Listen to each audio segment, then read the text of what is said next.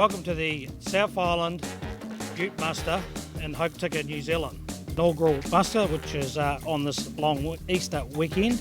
Fantastic day on Friday with the time trials at the Hokitika Airport, and then we moved on to the mud plug at the Hokitika Racecourse. Followed that evening by a live band, and then today we have had a Ute Muster ride through the streets of Hokitika. Fantastic response.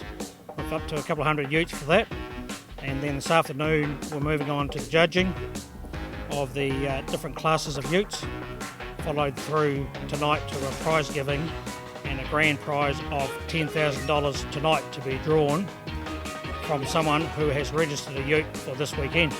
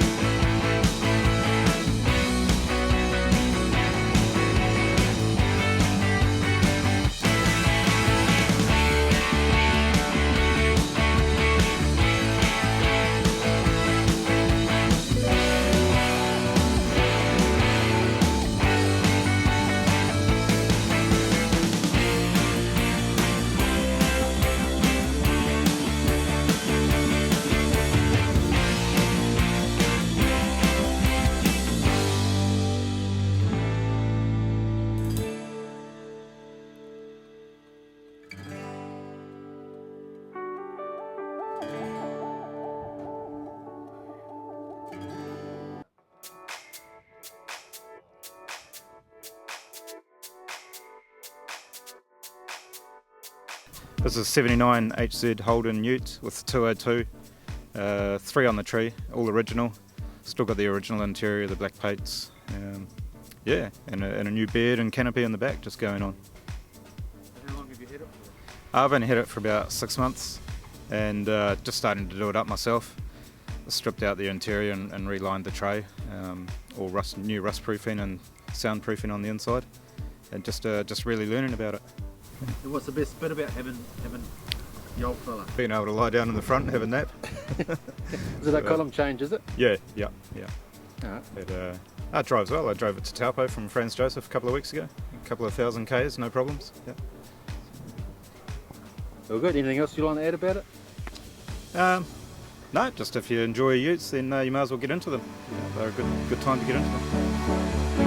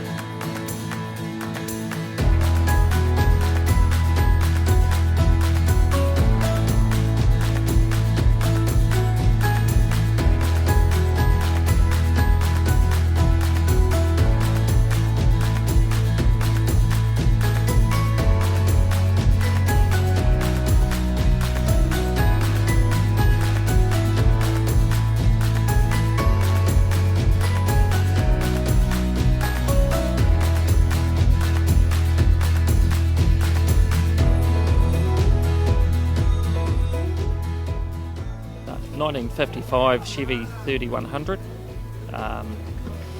So they actually changed shape.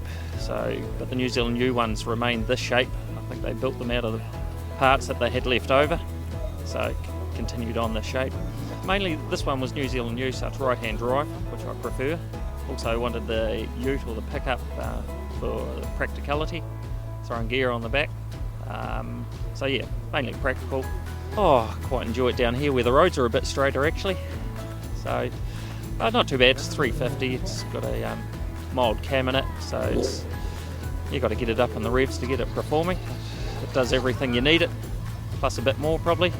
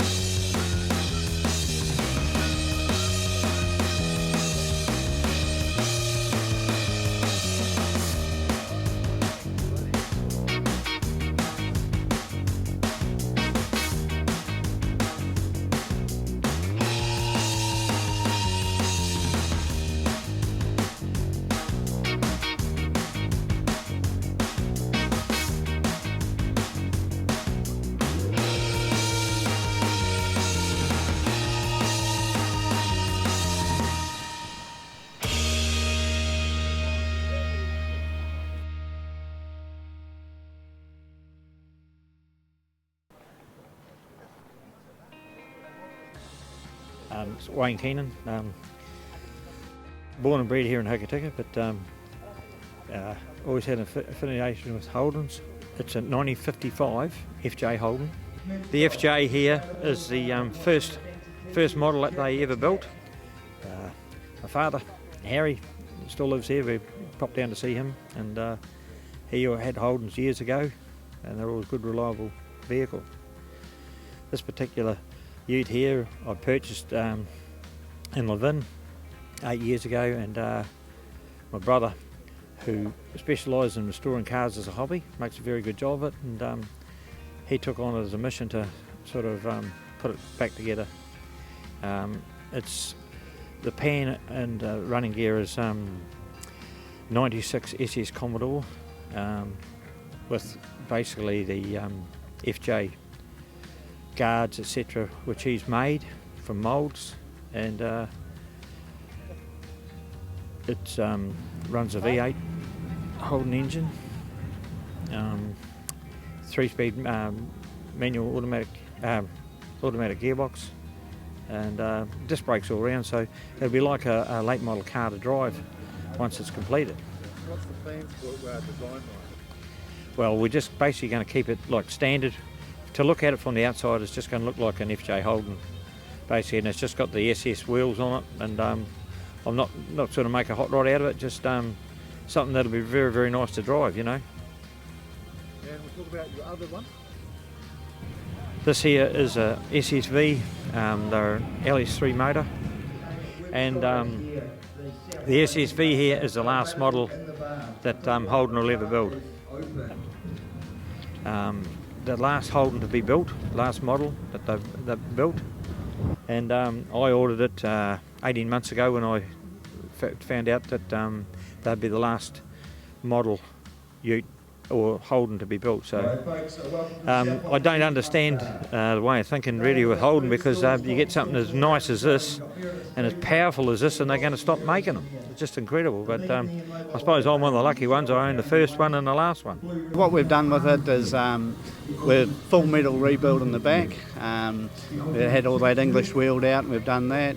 We got to the front and we found that we wanted to change things quite considerably, so it looked easier to do it. We've done that in fiberglass, as fiberglass moulds, but we're actually doing the whole thing in carbon fibre once it's all settled and we got it where we want it.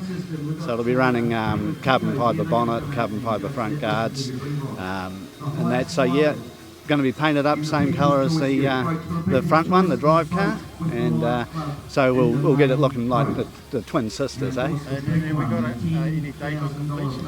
Oh, definitely, yeah. The mandate is she's this time next year, so it'll be going into the drags first, and if it's no bloody good, we'll put it in the mud plug afterwards. So yeah, apart from that, we'll clean her up and then put her in the show again. So looking forward to the drive in it down Revel Street and be part of the parade. So yeah, all good.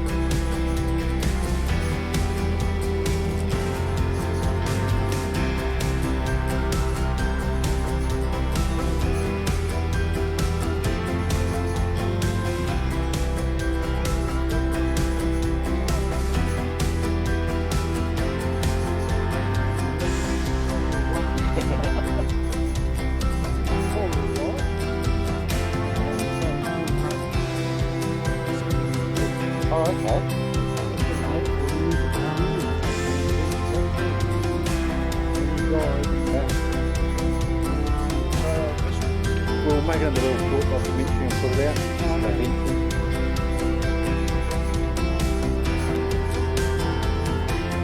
That's good.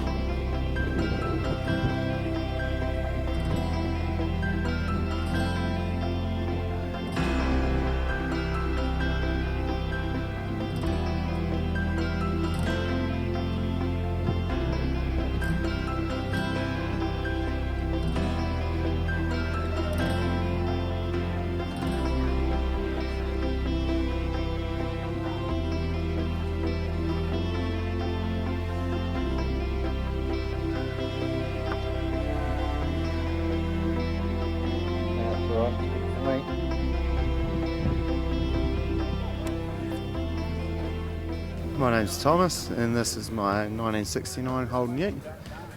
Brought it along to the Hokitika Ute Muster this weekend to check it all out, and we had a bit of rain this morning but it's turning out to be an alright afternoon.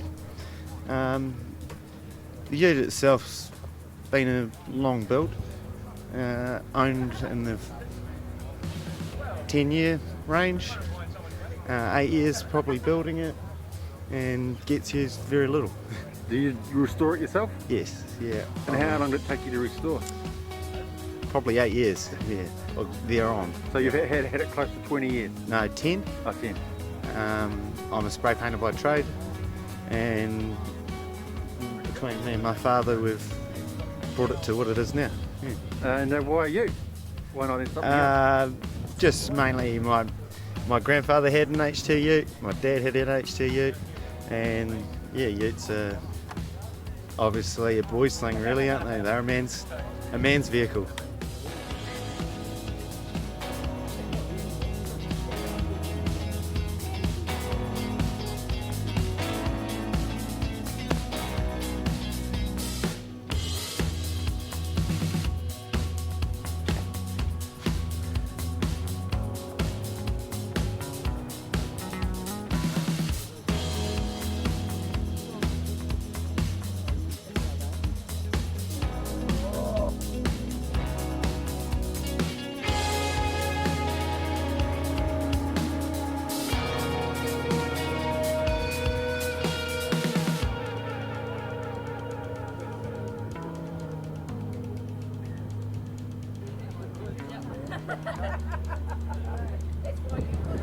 You got to shoot at least an hour and a half, mate, for what I want.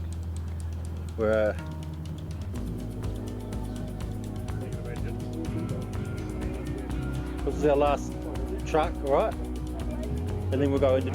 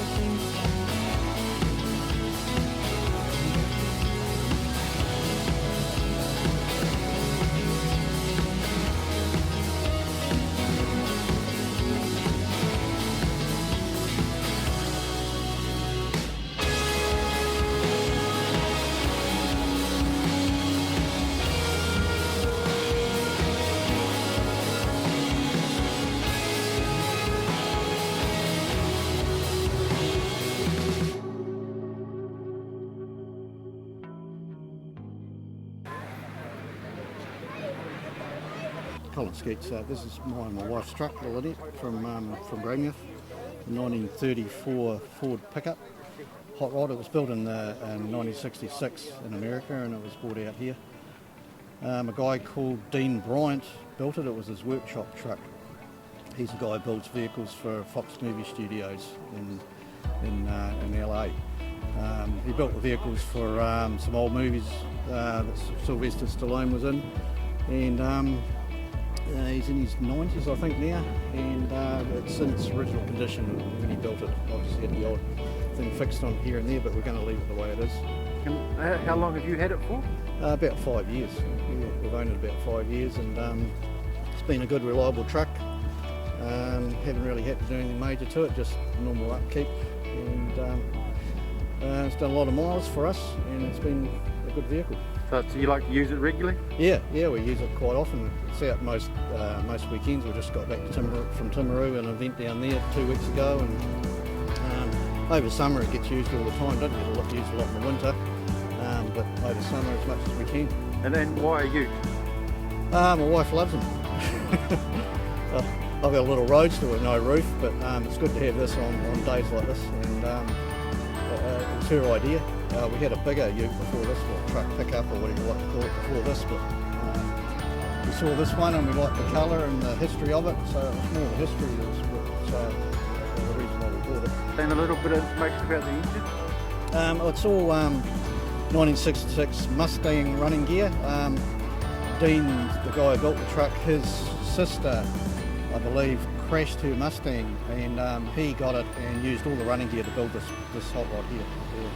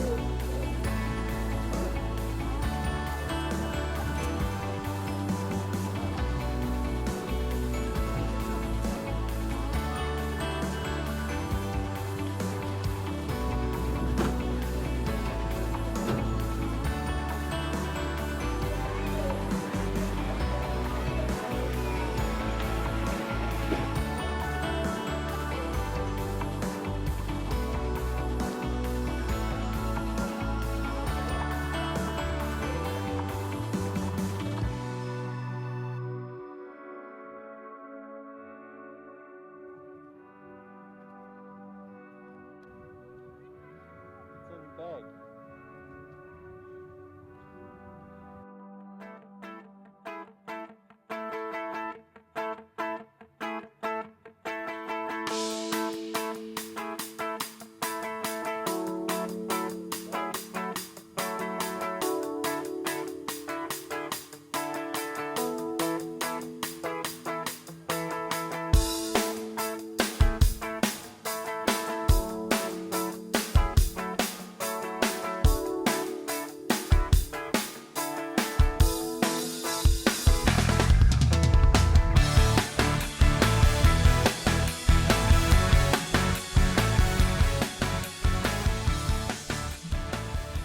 Hi, I'm Mike Holmes, and my wife Cheryl's over there. She's my co-driver. This is our Winch Challenge truck. We compete in the Mainland Winch Challenge Series, South Island, 6-round series, and also do a few events in the North Island.